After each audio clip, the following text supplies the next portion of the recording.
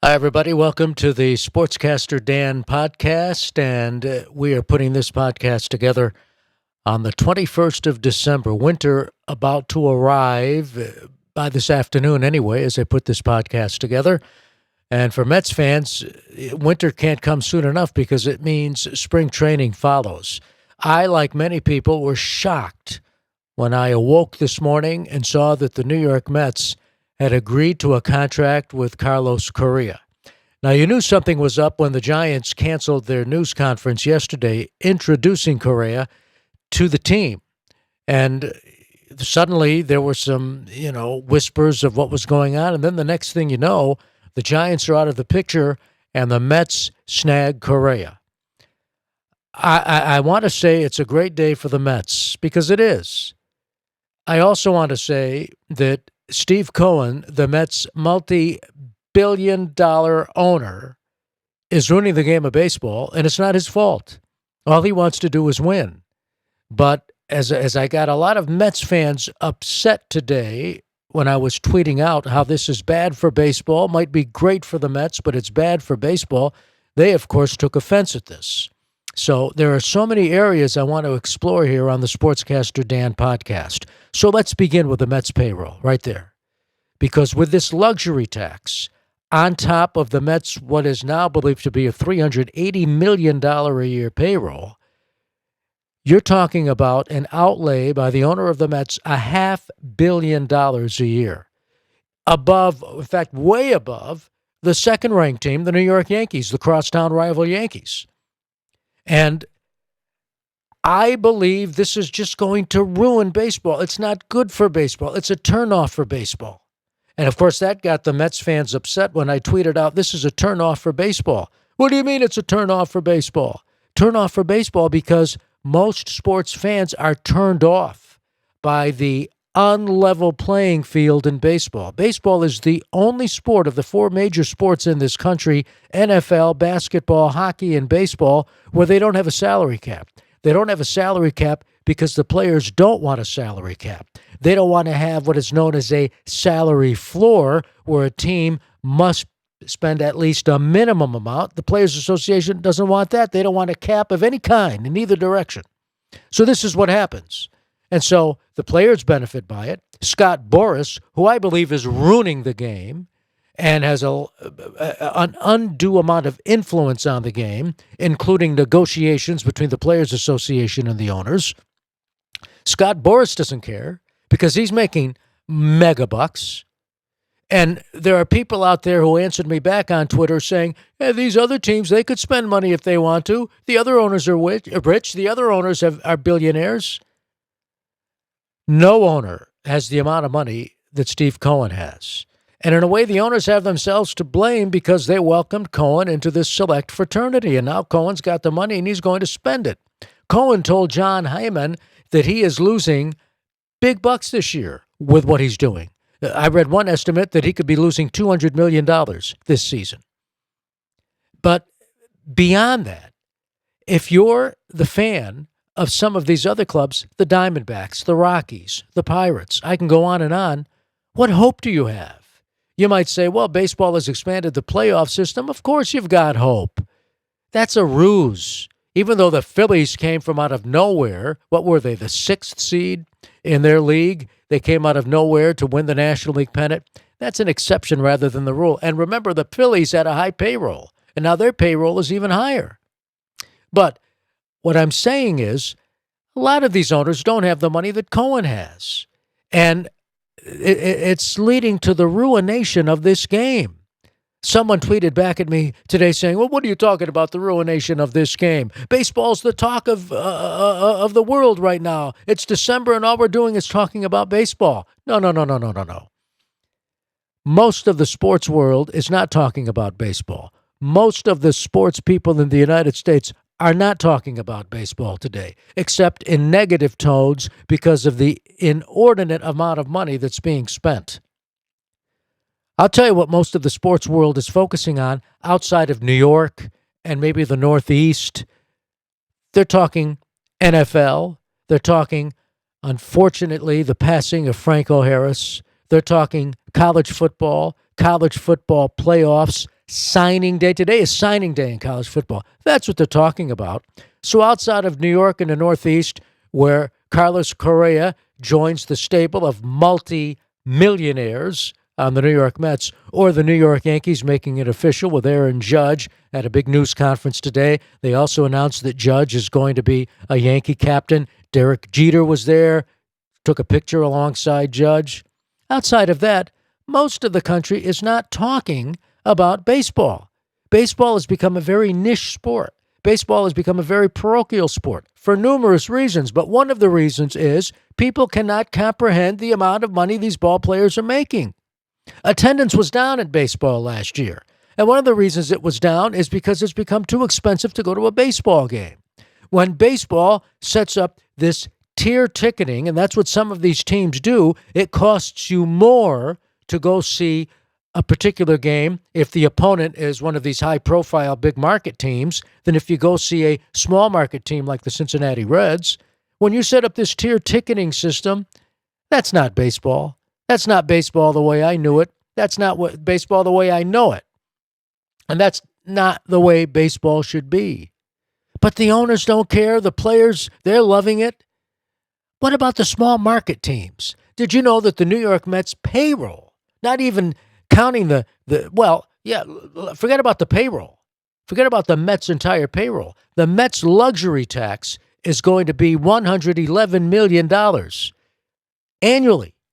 Do you know that the Mets' luxury tax is going to be higher than the payroll of 10 big league ball clubs? That's not right. That's the ruination of a sport that I love. I love baseball. I'd like to see the pace of the game picked up. That's another reason interest in baseball is down.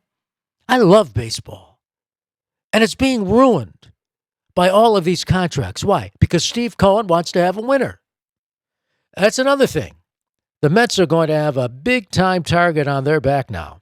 Mets used to be the lovable Mets, the cuddly Mets, outside of maybe some years in the 1980s when they weren't liked because they had that brash attitude. The Mets have always been this lovable team, going back to Casey Stengel in 1962, the amazing Mets.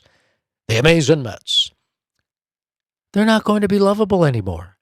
They're going to be, outside of New York, despised. Those who follow baseball. And remember, that number is dwindling. Those who follow baseball are going to be rooting against the Mets outside of New York, adding more pressure to them, by the way. But hey, with all that money goes the pressure.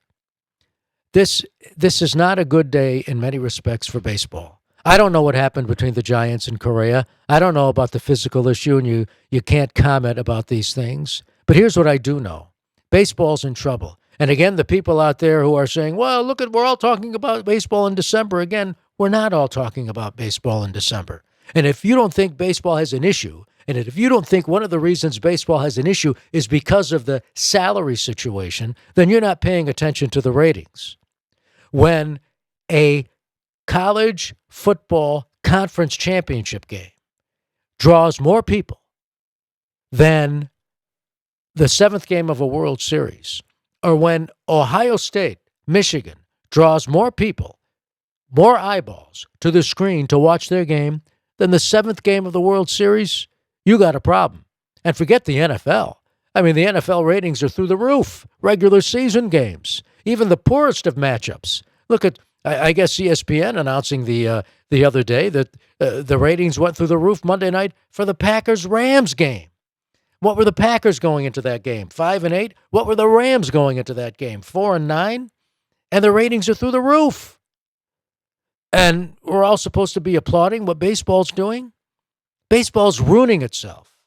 It's ruining itself because of all of these high salaries. And now you've got an owner coming in who is just totally distorting the entire picture. And again, he's not doing anything wrong. He's playing by the rules. Of course, the players love it. And like I said, he told John Heyman he's going to lose a lot of money this year, but he can afford it. Like I said, I read one figure where he reportedly is going to lose $200 million this coming season. And that's if the Mets win it all. And when you're worth $17 billion, what's $200 million? But what about the game?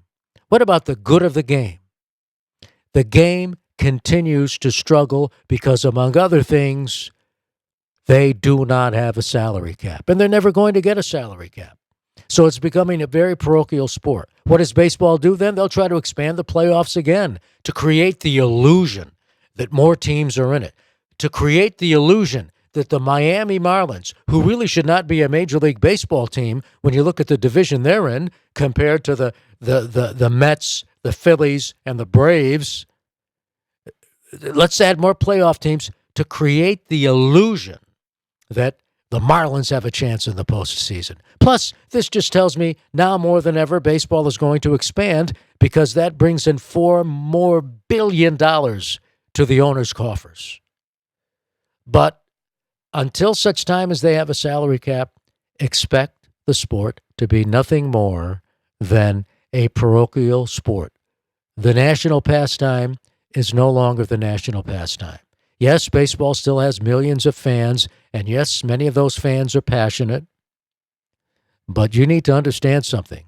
When the vast majority of the viewing public is watching college football, not that there's anything wrong with that, by the way, I'm a huge college football fan, but when the vast majority of the public is watching a regular season college football game over the seventh game of a World Series, when the vast majority of the public believes the playing field is not level, you've got a problem.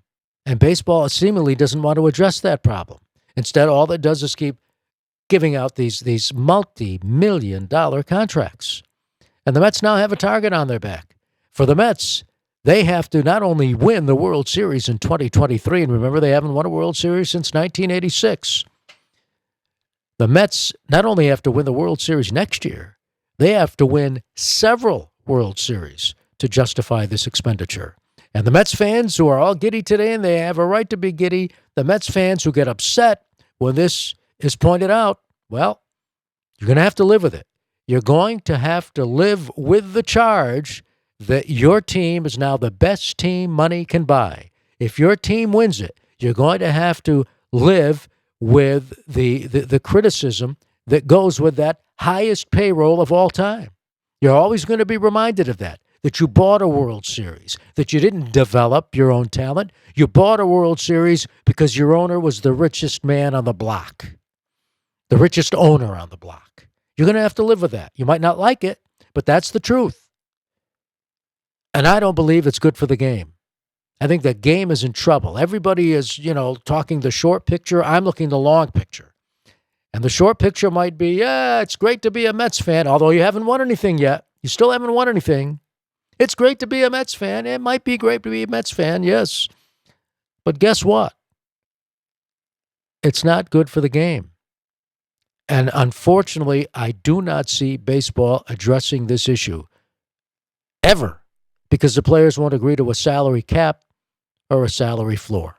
But as long as the money keeps coming in, because the money is coming in, you still got that television money coming in. You got all these licensing fees. You got baseball just cut a deal recently, sold off its streaming network to Disney for what? Mucho money. I think it was over $1 billion. But someday that is going to stop. Already there should be a warning flag for a lot of these owners when you see that the company that owns several of these regional sports networks that carry Major League Baseball is in financial straits. You should be concerned about that. So, is it a great day to be a Mets fan? Absolutely, it's a great day. Has Steve Cohen done anything wrong? Absolutely not. Is Steve Cohen ruining the game of baseball? Absolutely. Is Scott Boras ruining the game of baseball? Absolutely. This cannot sustain itself. If you're a Diamondbacks fan, if you're a Rockies fan, if you're a Pirates fan, if you're a Twins fan, even though you might be owned by people who, if they are not worth $1 billion, might be close to being worth $1 billion, what hope do you have? The old line, hope always springs eternal at the start of a baseball season. How is the hope springing eternal here if you're a fan of one of those teams? So baseball has got some big issues to deal with. I don't think they recognize it. They're caught up in the euphoria of the moment. They think that the whole country is talking about baseball. Well, maybe a portion of the country is, but another portion, when they're talking about baseball, is talking about the sport the way I'm talking about it. And the rest of the country doesn't care. They're talking football. They're talking college football. They're talking the NFL and the upcoming NFL playoffs. They're talking NBA. They're talking NHL. Fans of those sports know they go in with an even shot because the playing field is level. It's not level in baseball. That's going to do it for the Sportscaster Dan podcast. As always, thanks for listening or watching. I'm putting this particular podcast on my Sportscaster Dan YouTube channel. And if you subscribe to the podcast, you'll get it the moment it's released. And you can follow it all by also going to my sportscasterdan.com Substack website. Have a great day.